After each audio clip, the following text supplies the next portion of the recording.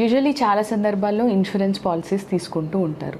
అయితే insurance పాలసీస్లో nominees అనేది ఎవరినో ఒకరిని, ఇప్పుడు లెటస్ సే ఒక వ్యక్తి ఉన్నారు, ఆయన వాళ్ళ వైఫ్ని కానీ మదర్ని కానీ ఫాదర్ని కానీ నామినీ పెడుతూ ఉంటారు. ఇలాంటి నామినీస్కి ఆఫ్టర్ ఎవరైతే ఇన్సూరెన్స్ హోల్డర్ ఉంటారో వాళ్ళు పోయిన తర్వాత కంప్లీట్ రైట్స్ ఉంటాయా అని అంటే కాదు. రీసెంట్గా ఒక జడ్జ్మెంట్ ఏం చెప్తుంది అని అంటే, హైకోర్టు జడ్జ్మెంట్, ఒకానొక కేసులో 20 డిఫరెంట్ ఇన్సూరెన్స్ పాలసీస్ తీసుకున్నారు. అన్నిట్లలో ఆవిడే నామినీగా ఉన్నారు. అయితే ఆవిడ చనిపోయిన తర్వాత నేనే నామినీని కాబట్టి ఆ డబ్బంతా నాకే రావాలి అని క్లెయిమ్ చేశారు.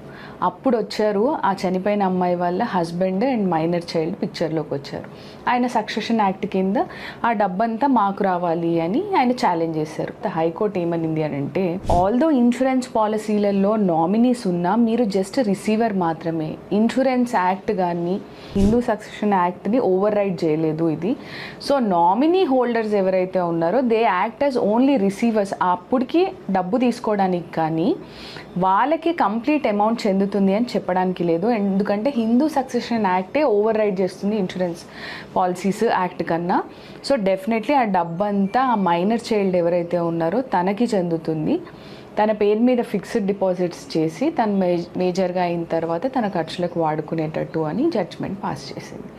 సో ఎవరైతే ఇప్పుడు నువ్వు నామినీస్గా ఉన్నారో వాళ్ళు పూర్తి హక్కులు మాకే ఉంటాయి అని అనుకోవడానికి లేదు. డెఫినెట్గా అప్పుడు హిందూ సక్సెషన్ యాక్ట్ అనేది పిక్చర్లోకి వస్తుంది. So think twice.